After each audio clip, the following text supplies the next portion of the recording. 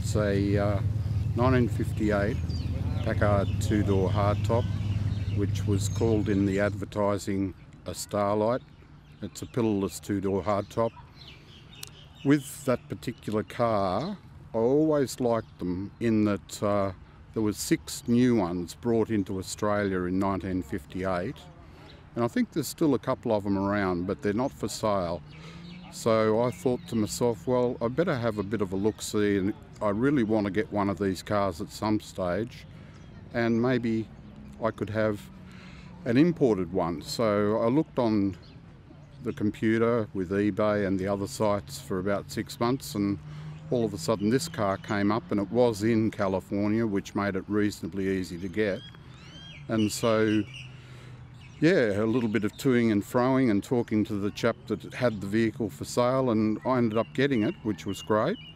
Now with the car itself, it's pretty rare because 1958's the last of the Packards, and of course with the 57 model Packard and the 58, they were both built by Studebaker, and realistically the features that are on them, yes, there's quite a number of Packard styling features, but they're definitely based on Studebaker bodies, so they're a little bit of a brick and brack type of car.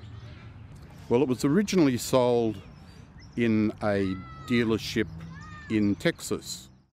Well, the merger between Studebaker and Packard transpired midway through 1954. Wasn't really a merger, it was more of a buyout. Packard did have a little bit more money than Studebaker at the time. So obviously the lines themselves for Studebaker and Packard stayed the same in 1954. The merger didn't affect anything at all. But come the 1955 year for Packard, that was supposed to be their comeback year, and they threw a lot of money at what was to be both the 1955 and 56s, which were pretty similar. Meet the big new President Classic with a bold new front end to add important strength to Studebaker's car of distinction among V8s. Big and solid, yet so sleek and graceful. The touch of the master stylist flows from headlight to tail light, from every angle, coming and going. With that money that they threw at those cars, I think it was probably about 40 million, and I think they basically lost the lot because the cars that they pumped out in the early stages of 1955, for at least the first 6 months, it was a problem with them because they had reliability issues. They had issues with the way that they were constructed. They had issues with the differentials, in that there was some diff and axle failures with them. There was quite a bit of fairly unique engineering in those 55 and 6 Packards to do with the fact that a lot of the front ends of the different vehicles, depending on what type of series the car came from, a lot of them had a torsion bar front end, and so they had little electric motors underneath the car to basically stabilise the car and make it so that if you filled up the boot with a whole bunch of luggage, the rear of the car would actually rise back to the same height that it was when it was prior to people getting into it. So yeah, they brought out the 55s, and they were hopeful from Packard's point of view of selling about 120,000 of them, but I think that they only sold about half that.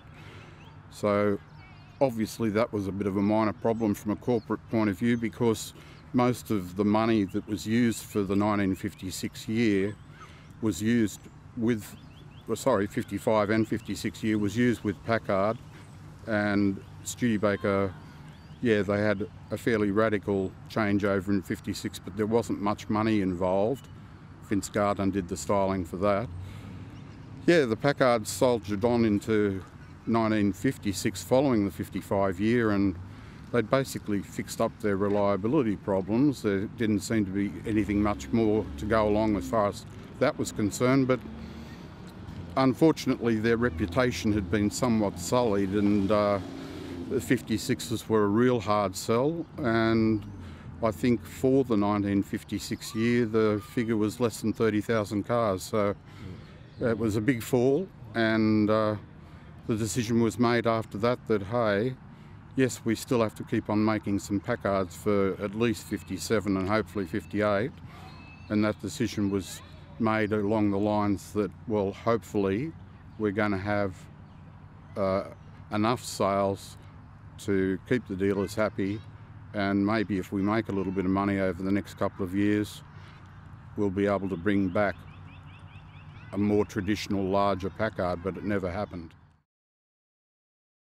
The first vehicle that was released in 1958 was the Packard Hawk, which of course is also a two-door pillarless hardtop. But of course with it was based on the Hawk line from STUDEBAKER. With the Packard Hawk they made 588 of them.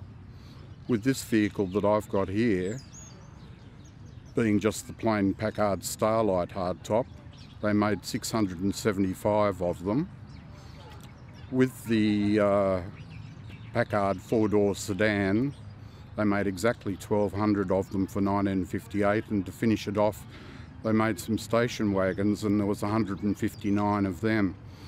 So you can tell that it was not a big year as far as sales were concerned for Packard, and it wasn't expected to be. It was just really a bit of a run-out situation in respect to the fact that the corporation was required to sell its cars to its dealers, so that the dealers weren't placed in a position where they were able to say to the company that they were reneging on their contracts. They were actually still supplying cars.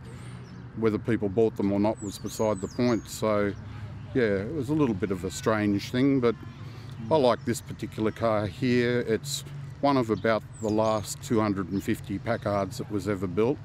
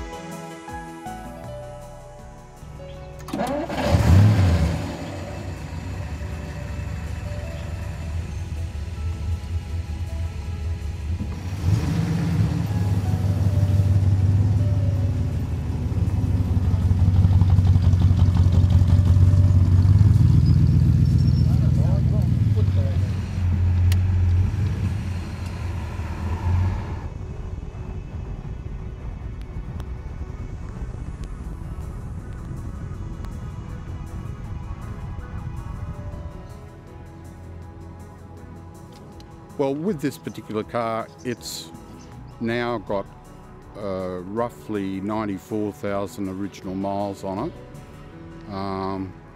I've only driven it about 2,500 of those miles, but I've had the car for the last 3 and a bit years, and I just like it because it's of its time. It's a real time capsule.